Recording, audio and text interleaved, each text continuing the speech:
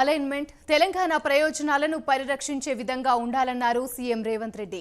నూతనంగా ఏర్పనున్న ఫోర్త్ సిటీలో నెలకొల్పనున్న పరిశ్రమలు, వాటిలో పనిచేసే అధికారులు, సిబ్బందికి, వారి కుటుంబాలకు విద్య, వైద్య, ఇతర వసతులు అందుబాటులో ఉండేలా అలైన్మెంట్ ఉండాలని సూచించారు.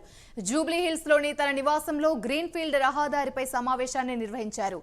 గత వారం జరిగిన సమీక్షలో త్రిబుల్-ఆర్ దక్షిణ భాగం అలైన్మెంట్లో సీఎం పలు మార్పులు సూచించారు. దానికి అనుగుణంగా అధికారులు అలైన్మెంట్ లో కొన్ని మార్పులు చేశారు.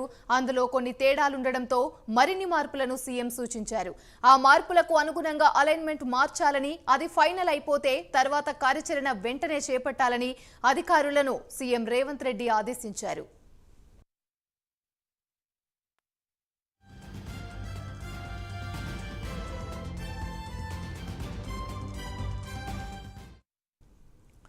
ఓఆర్ఆర్ నుంచి త్రిబుల్-ఆర్ వరకు నిర్మించనున్న రేడియల్ రోడ్ల ప్రగతిపైన సీఎం రేవంత్ రెడ్డి సమీక్షించారు.